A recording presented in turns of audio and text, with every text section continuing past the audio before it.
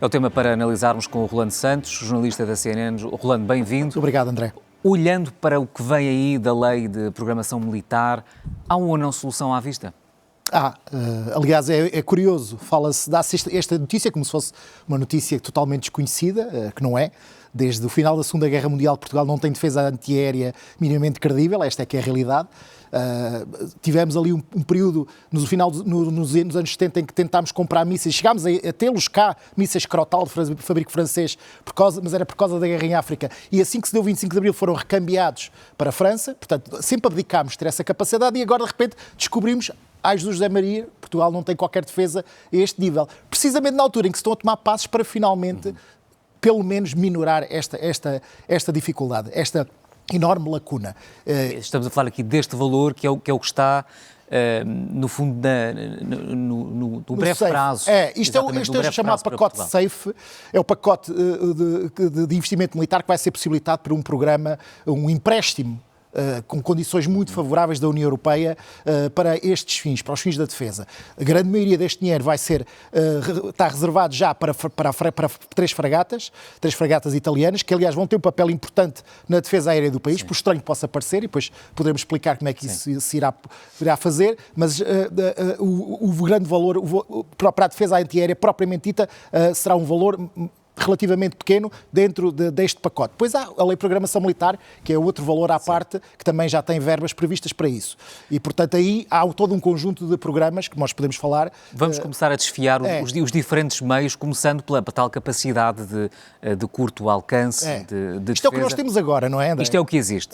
Que é um sistema, apesar de já ser relativamente antigo, tem 40 anos, tem várias iterações, tem várias modernizações, é o sistema Stinger, continua a ser eficaz, mas apenas, só como disseste e muito bem, há bocado, para alvos a baixa altitude e a curto alcance. Este míssil, como se vê, é um míssil simples, lançado a partir de um lançador que qualquer soldado consegue carregar, muito fácil de operar, até pessoas analfabetas, era o que acontecia no Afeganistão, na altura da guerra com a Rússia, conseguiam operar este sistema e portanto, serve para destruir alvos a baixa altitude e a curta distância. Que tipo de alvos? Aviões, helicópteros e drones. Não mais do que isso.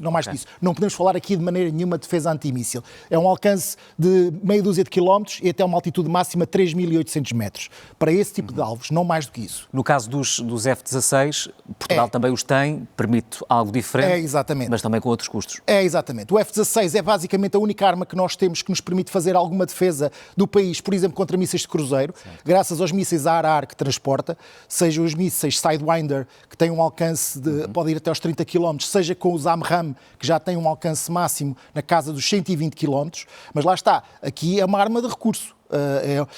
Podem fazer essa interseção e vemos isso na Ucrânia, os F-16 são utilizados diariamente para isso, mas o F-16 só pode atuar ainda a uma distância relativamente longa do alvo. Quando o F-16 falha, e só temos poucos, temos 24, cerca de 24 nesta altura operacionais, ou pelo menos em condições de voar, depois não temos mais defesa nenhuma.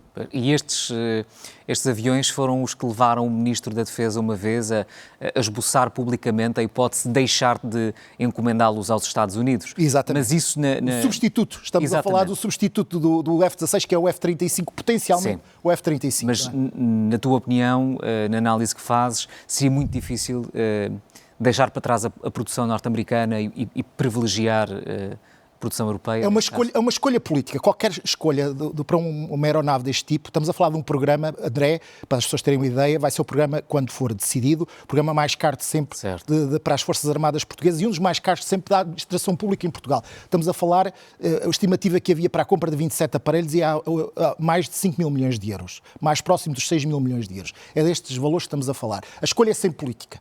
E a escolha é feita em função de alianças, das alianças que nós queremos ter, e dos aliados que queremos ter mais próximos. Tradicionalmente, Portugal é um país que está sempre muito mais próximo dos Estados Unidos do que da Europa. E, aliás, viu-se agora na base das lajes, qual foi a opção do país. E, portanto, falando do ponto de vista meramente técnico, deixando de lado o aspecto político, o F-35 à partida é a melhor opção. Porquê? Porque é um caça de quinta geração, com quase invisível ao radar e que tem uma capacidade de fundir dados e de controlar operações em todo o espectro da guerra aérea que nenhum avião tem nesta altura. Tecnicamente falando, é quase indiscutível que é a melhor opção. Agora entra o cenário político em que estamos a viver, não é? Com os Estados Unidos a terem a posição que têm em relação à Europa e com a Europa a querer afirmar-se e a dizer não, nós queremos produzir europeu, nós queremos armar-nos com o que é europeu. Resta saber qual será a opção do governo. Se olharmos para o que temos em terra, o que é que Portugal tem que possa também servir esse chapéu? Já encomendado, portanto, falámos do que temos, agora vamos falar do que vamos ter a curto prazo e do que podemos ter. Já encomendados temos este sistema, o Rapid Ranger. O que é o Rapid Ranger? É um sistema, e temos que olhar para o que está em cima da viatura, não é a viatura em si mesma. Este sistema pode ser montado em várias viaturas, neste caso é a Vantac da URO, que é equipa o exército português. O sistema propriamente dito está ali em cima. É um sistema de lançamento de mísseis de curto alcance, estamos a falar também na casa de poucos quilómetros, de curtas distâncias, é também um sistema de defesa antiaérea de curto alcance. Serve essencialmente para defender objetivos militares, mas também pode servir para defender objetivos, alvos civis, em caso de necessidade. É uma última defesa, é a última linha de defesa. Todas as defesas aéreas são feitas em camadas. Longo alcance, médio alcance e curto alcance quando as outras falham. Este é um sistema de curto alcance que leva dois tipos de mísseis, o Martlet e o Starstreak. São dois mísseis de curto alcance. Portugal tem, creio, encomendados 8 sistemas deste tipo e que estarão cá já este ano ou no próximo ano. E há ainda outro que é o Sky Ranger. Esse ficámos a saber pelas declarações do Ministro da Defesa na quinta-feira, na Comissão de Defesa no Parlamento, que está em vias, está mais ou menos apontado para a sua aquisição. É um sistema de canhão, como vemos aqui, é um sistema mais sofisticado que há, de fabrico alemão, e que pode levar também mísseis. É Rheinmetall? Rheinmetall, sim, uma das empresas do universo Rheinmetall, portanto é uma empresa muito conceituada, uma das maiores empresas, e vai ser montado nesta viatura que temos aqui, que é a Boxer, é a nova viatura blindada do exército português. Portugal vai comprar 90 viaturas deste tipo por 1.300 milhões de euros. É deste calibre de investimentos que estamos a falar. Vai entrar no programa SAFE, que falámos há bocadinho, o tal empréstimo da União Europeia. E, portanto, pelas declarações do Ministro, vai-se apostar neste sistema de canhão de tiro rápido, grande cadência, muito importante para a defesa contra drones. Muito importante. Já se provou, nomeadamente na Ucrânia, que um sistema de canhão 30 mm neste caso, de alta cadência de tiro, este pode disparar 1.200 munições por minuto, imagine-se, consegue ter uma enorme eficácia na destruição de alvos desse tipo, que são agora o medo de toda a gente, os drones, nomeadamente. Portanto, este, pelas declarações do Ministro, está na calha para vir para Portugal. Outro muito falado é o Iris-T. É o Iris-T. Tudo indica, o Ministro também já o disse, que vamos ter um sistema de defesa de médio alcance, um sistema de defesa antiaérea de médio alcance. E neste caso estamos a falar do Iris-T. É da Diehl, uma empresa alemã, é um sistema também de última geração, muito sofisticado, consegue destruir alvos a 40 km de distância ou mais e em conjugação com os radares novos que dispõem, e nomeadamente um radar do tipo Groundmaster 200, que é o radar que Portugal já comprou para utilizar com o sistema anterior que nós vimos, permite detectar alvos a grandes distâncias, a mais de 200 km, e permite, portanto, dar uma defesa ao país completamente diferente em termos de ameaças aéreas. Portanto, este, em princípio, será o sistema de defesa de médio alcance, falando mais uma vez das tais camadas. Certo. Falámos da curto alcance, agora vamos para o médio alcance. Este sistema, pelo que diz o Ministro, está praticamente decidido que virá para Portugal.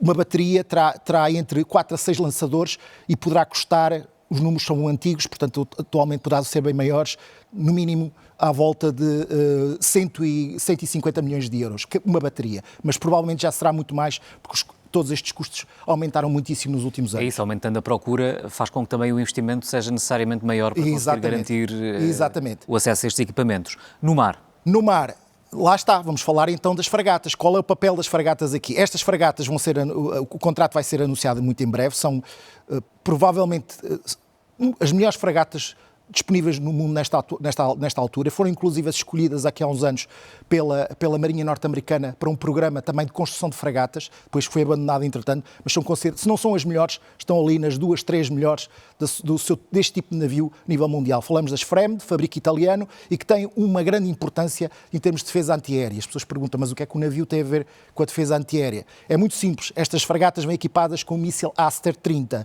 que é um míssil com capacidade, juntamente com o radar Cronos, que está ali, que nós podemos ver na torre do navio, consegue destruir mísseis balísticos. Portanto, Portugal, pela primeira vez, quando estas fragatas vierem, vai ter a capacidade de defender o seu território, nem que seja a partir do porto de Lisboa, ou de Sines, ou de Matosinhos, o que quiserem, ou mesmo no alto mar, poderá defender o seu território de uma ameaça de mísseis balísticos. Porquê? Porque estes mísseis os mísseis Aster 30 têm essa capacidade e com o radar que têm, pode inclusive fazer detecção desses alvos a mais de 1000 km. Esse radar, em modo de defesa antibalístico, pode detectar uma ameaça a mais de 1000 km. E isto significa que Portugal terá uma capacidade que nunca teve na sua vida, desde a Segunda Guerra Mundial, que nós não temos qualquer tipo de defesa antiaérea credível, e isto quando vierem estas fragatas, só por isso porá Portugal num patamar completamente diferente. Mas mesmo do ponto de vista da Marinha, Rolando, Portugal, apesar da distância geográfica à Rússia, tem algumas vulnerabilidades. Completamente. Com a quantidade de navios russos que passam na costa portuguesa, muitos deles mascarados, entre aspas, de navios de investigação científica, fazem um mapeamento de vulnerabilidades. Claro que sim. Temos, em média, a Marinha, no ano passado, estima que houve mais de um navio, entre militares e civis, por exemplo, da Frota Fantasma, mais de um navio russo a passar, em média, por dia na costa portuguesa, junto à costa portuguesa. Mais de um por dia. Portanto, é disto que estamos a falar. Portanto, estamos a falar de uma situação muito complicada e que exige realmente um reequipamento total da Marinha Portuguesa, que está num estado muito, muito débil, depois de muitas décadas de desinvestimento total. Isto a concretizar-se, a presença destas fragatas com esta capacidade, tem uma capacidade de defesa antissubmarina, antisuperfície brutal. Estamos a falar de navios de 7.000 toneladas, que são praticamente contra-torpedeiros já quase em muitas valências, com a capacidade de defesa antibalística, ou seja, defender o país e qualquer alvo de um ataque com mísseis balísticos vindo da Rússia ou de qualquer lado. Os mísseis balísticos têm esta coisa que é terrível, não é? Podem ser disparados do outro lado do mundo e atingem-nos na mesma, se não tivermos qualquer defesa contra eles. Estes navios, só pelo facto de existirem, já dão ao país, e presume-se que chegarão em 2030, ou muito perto dessa data, terão logo a partir da possibilidade ao país de se defender minimamente de uma ameaça desse tipo. Agora, extraordinário é que, como foi preciso haver esta guerra na Europa e esta situação internacional, para as pessoas de repente descobrirem que o país estava completamente desarmado e desprotegido neste elemento tão vital. A Espanha aqui ao lado, André, também está longe da Rússia, mas já tem mísseis Patriot há muitos anos, por exemplo. Para Portugal isso seria impensável, uma bateria a rondar os 1.000 milhões. Mas há uma possibilidade, e podemos passar à imagem seguinte, de se comprar algo que se fala, de comprar um sistema SAMP-T, que é um sistema de fabrico alemão e francês, e creio que também tem, não sei se tem participação italiana, que tem capacidades muito semelhantes aos do Patriot e custa cerca de metade do preço. Portanto, esta é uma possibilidade, tanto mais porquê? Porque este sistema utiliza exatamente os mesmos mísseis que as fragatas FREMM que falámos há bocadinho. O famoso Aster 30, exatamente com as mesmas capacidades, funciona exatamente da mesma maneira. Portanto, isso traria uma comunalidade de esforços nos investimentos.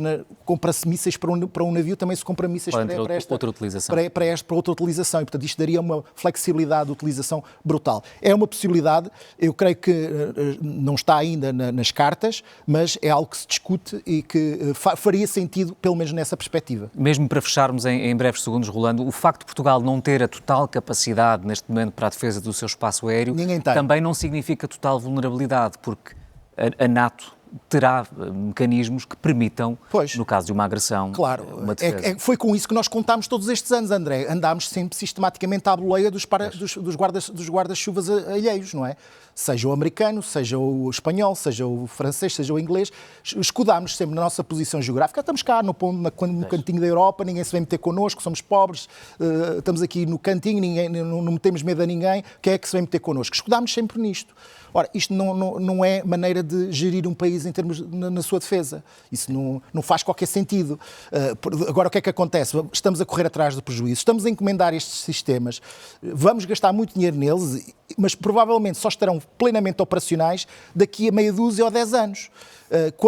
e a gente sabe lá o que é que se passa, nos próximos meia dúzia a 10 anos. Essa é que é a realidade, porque nada disto se faz em 1 ano ou 2 ou em 6 meses. Isso não existe. Sim. Nós temos que nos preparar. A defesa prepara-se ao longo de décadas. É um esforço contínuo, permanente, nunca para e dura. E um equipamento, a entrada em funcionamento de um equipamento dura décadas. Demora décadas até estar plenamente operacional e as forças dominarem o seu uso completamente. E, portanto, agora estamos a correr atrás do prejuízo. Esperemos que não aconteça nada, porque senão... Não... Há uma vulnerabilidade. Agora, pela primeira vez, como eu digo, desde o final da Segunda Guerra Mundial, isto é que é chocante, não é? Desde a Segunda Guerra Mundial, nós não temos defesa aérea. Não tivemos, nunca tivemos. E agora, de repente, descobriu-se que há este problema, que há esta enorme brecha. Quando damos por ela e noticiamos com algum espanto e alguma admiração, é quando ela finalmente está-se a procurar resolvê-la. É um paradoxo, enfim, há muitos em Portugal deste género.